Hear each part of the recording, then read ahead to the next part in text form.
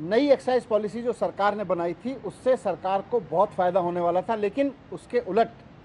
सरकार को के राजस्व को नुकसान पहुंचा, हज़ारों करोड़ रुपए का नुकसान पहुंचा, क्योंकि एलजी साहब ने अपना निर्णय बदला, बिना कैबिनेट से डिस्कस किए बदला, बिना सरकार से पूछे बदला, और उन्होंने बदल के उसको लागू करने के लिए ऑर्डर किए, जिसकी वजह से दुकानें नहीं खुल पाईं और लगातार नुकसान हुआ। अब इसमें सबसे इम्पॉर्टेंट चीज़ ये है समझने वाली कि जब एलजी साहब ने ये बिना कैबिनेट से डिस्कस किए, बिना सरकार से डिस्कस किए अपना निर्णय बदला और पहले से मंजूर, अपने से ही मंजूर पॉलिसी को अपने ही लेवल पे बदलने की कोशिश की,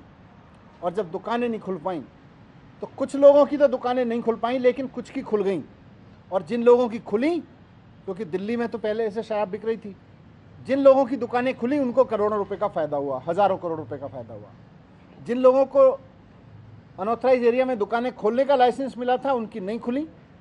और जिनको अनऑथराइज एरिया में मिला था उनकी दुकानें खुल गईं। इससे जानबूझ के उनको फ़ायदा पहुंचाया गया ताकि कुछ वेंडर्स को फ़ायदा पहुंचे और कुछ को नुकसान पहुंचे। मैंने आपके सामने इसलिए रखा, मैं इसीलिए इस मामले को पूरे को सीबीआई के सामने भेज रहा हूं कि इस मामले की जांच होना बहुत ज़रूरी है कि कैबिनेट से, सरकार से पास प्रस्ताव जो एलजी साहब ने पहले मंजूर कर दिया था उसको स्टैंड पे उन्होंने चेंज क्यों किया। वर्षों से पुरानी पॉलिसी में भी जिस तरह से दुकानें अनऑथराइज एरिया में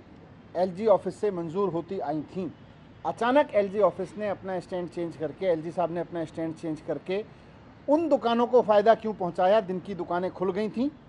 इससे सरकार को बहुत नुकसान हुआ, जबकि सरकार ने उनको लिख के भी दिया कि आपका जो ये स्टैंड है इसकी वजह से सरकार को हज़ारों करोड़ रुपए का नुकसान हो रहा है। उसके बावजूद उन्होंने अपना स्टैंड चेंज नहीं किया, बल्कि डीडीएवीसी की एक कमेटी बनाई, उसका भी कोई नतीजा नहीं निकला, और अंततः सरकार को उस बीते वित्त वर्ष में हज़ारों करोड़ का नुकसान हुआ। तो ये आज